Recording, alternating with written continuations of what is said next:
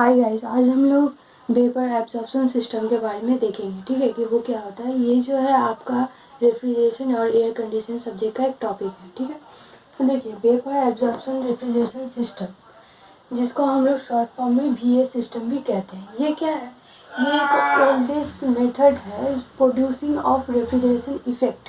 ठीक है, ये जो रेफ्रिजरेटिंग इफेक्ट है, इसको प्रोड्यूस करने का ये ओल्डेस्ट मेथड है। ठीक है, इसमें क्या होता है कि हम लोग इस सिस्टम में, पहले हम इसे इंट्रोडक्शन देख रहे हैं, तो इस सिस्टम में क्या करते हैं, VA सिस्टम में हम लोग हीट एनर्जी का यूज़ करते हैं। हीट एनर्जी क्या होता है? लो ग्रेड का एनर्जी होता है। ठीक है, तो हम लोग क्या करते हैं, हीट एनर्जी का यूज़ करते हैं। हीट एनर्जी का यूज़ करते हैं, हीट एनर्जी को हम लोग लो ग्रेड एनर्जी बोलते हैं as compare to mechanical energy. ठीक है, देखिए होता क्या है कि VC सिस्टम में हम लोग मैकेनिकल एनर्जी का यूज़ करते हैं, जो क्या होता है, हाई ग्रेड एनर्जी होता है। और ये जो आपका VA सिस्टम है, यहाँ पे हम लोग हीट एनर्जी का यूज़ करते हैं, जो कि लो ग्रेड एनर्जी होता है। ठीक है, तो यहाँ पे देखिए और एक डिफरेंस है। VC सिस्टम में हम लोग यूज़ करते हैं कंप्रेसर का। ठीक है, हम लोग यूज़ करते हैं कंप्रेसर का, बट जो ये हमारा जो सिस्टम है VA सिस्टम, इसमें हम लोग कंप्रेसर की जगह, क्योंकि कंप्रेसर हम लोग का क्या होता है ना कि मैकेनिकल एनर्जी का यूज़ करता है, वो मैकेनिकल एनर्जी को यूज़ करके ऑपरेट करता है खुद को। ठीक है, तो हम लोग क्या करते हैं, कंप्रेसर की जगह पे हम लोग चार चीज़ का यूज़ यहाँ पर करते हैं। कंप्रेसर को हटाते हैं।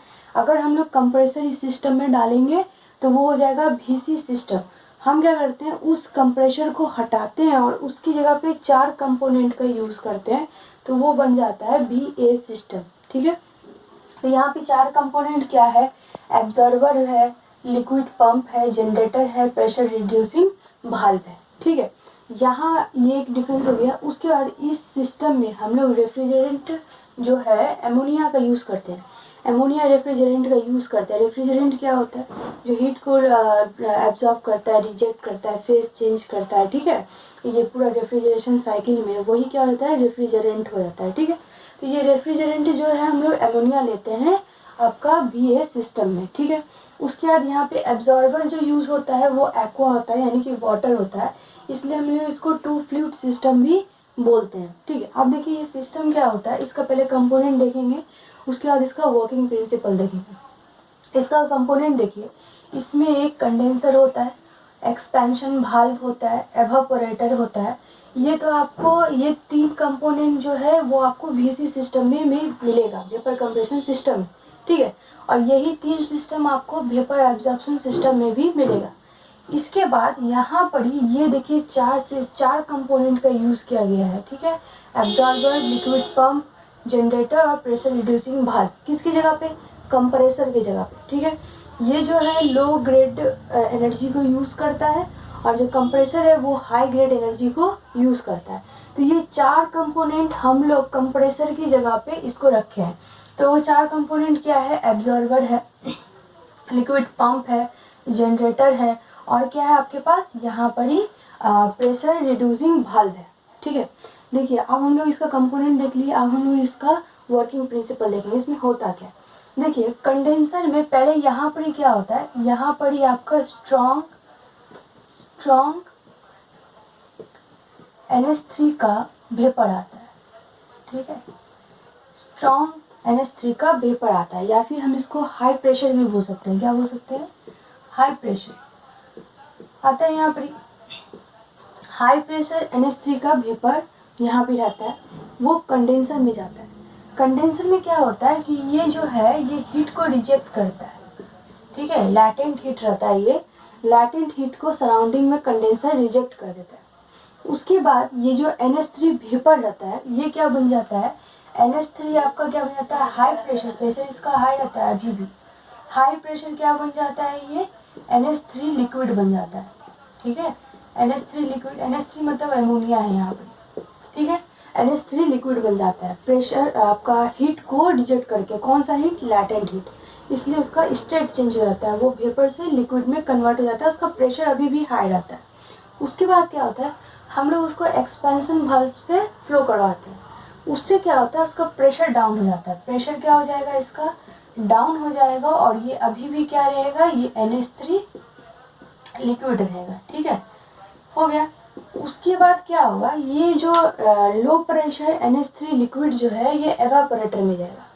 एवापोरेटर में NH3 क्या करता है, सराउंडिंग से हीट को एब्जॉर्ब करता है, ठीक है, ये क्या करेगा, सराउंडिंग से हीट को एब्जॉर्ब करता है, हीट को एब्जॉर्ब करता है, ठीक है। अब यहाँ पे बात आता है, हम ये प्रेशर लो क्यों किए, प्रेशर लो इसलिए किए हैं ताकि ये ज़्यादा से ज़्यादा हीट को एब्जॉर्ब करे, तब जाके ये लिक्विड से वेपर में कन्वर्ट हो, ठीक है, इसलिए हम लोग प्रेशर को ड्रॉप करते हैं। जब प्रेशर ड्रॉप होता है, प्रेशर कम होता है, तो क्या होता है कि लिक्विड को ज़्यादा लैटेंट हीट का ज़रूरत लगता है आपका लिक्विड से स्टीम बनने में या वेपर बनने में। यहाँ तो स्टीम नहीं बनेगा, यहाँ लिक्विड मतलब वाटर नहीं है, एमोनिया है, तो ये वेपर बनने में उसको ज़्यादा लैटेंट हीट का ज़रूरत पड़ता है। तो ये क्या होता है, ज़्यादा से ज़्यादा हीट को सराउंडिंग से एब्जॉर्ब करता है। एब्जॉर्ब करने के बाद ये जो NH3 लिक्विड है ये क्या बन जाता है, NH3 वेपर में कन्वर्ट हो जाता है। किस में कन्वर्ट हो जाता है, NH3 वेपर।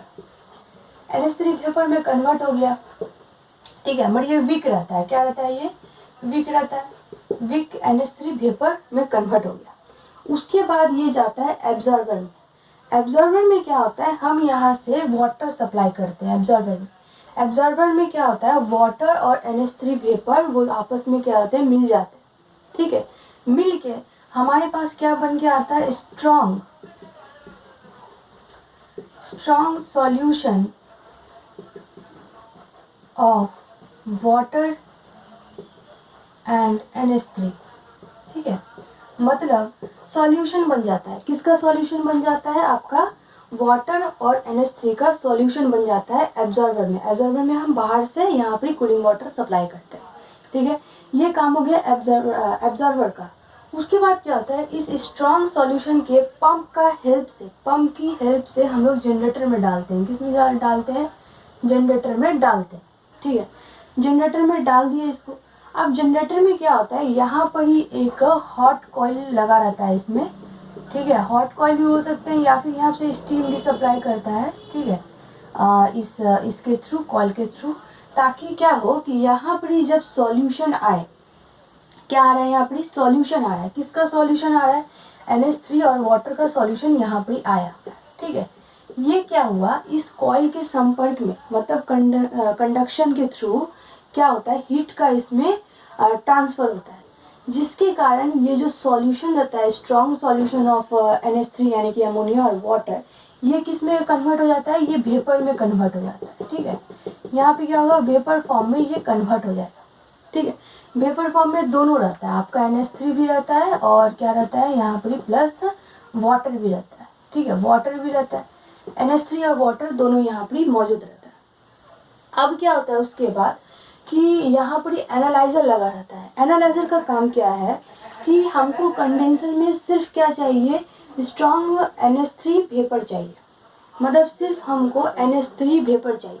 मगर यहाँ पर जैसा हम देख पा रहे हैं कि यहाँ पर जनरेटर में NH3 भी है और वाटर भी है, तो हमको वाटर को क्या करना होगा, वहाँ से हटाना होगा, ठीक है। तो वाटर को हटाने के लिए बोल सकते हैं आप एक छानने का काम करता है। तो एनालाइजर क्या करता है कि सिर्फ और सिर्फ NH3 को पास होने देता है सामने की तरफ, ठीक है। तो यहाँ पर NH3 वेपर जो है स्ट्रॉन्ग हाई प्रेशर वाला, ये कंडेंसर में चला जाता है, ठीक है, और वाटर जो है वो रिटर्न जनरेटर में आ जाता है। ये काम कौन करता है, ये काम एनालाइजर करता है, ठीक है। ये आपका जनरेटर का ही एक पार्ट होता है, ठीक है, जनरेटर का एक पार्ट होता है एनालाइजर। वो क्या करता है, मतलब आप NH3 को, हाई प्रेशर NH3 वेपर को कंडेंसर में भेज देता है और आपका जो वाटर होता है उसको रिटर्न जनरेटर में भेज देता है। उसके बाद क्या होता है, ये जो वाटर है वीक सॉल्यूशन, ठीक है, वीक सॉल्यूशन क्या होता है, ये वीक सॉल्यूशन आपका कहाँ आ जाता है, वीक सॉल्यूशन जनरेटर से आपका एब्जॉर्बर में आ जाता है, ठीक है। मगर इसको उसके पहले प्रेशर रिड्यूसिंग वाल्व के थ्रू पास करवाते हैं ताकि इसका प्रेशर क्या हो जाए, ड्रॉप हो जाए, ताकि इसका प्रेशर ड्रॉप हो जाए, ठीक है। तो ये हो गया हमारा पूरा का पूरा VA सिस्टम का वर्किंग प्रिंसिपल, ठीक है। Thank you.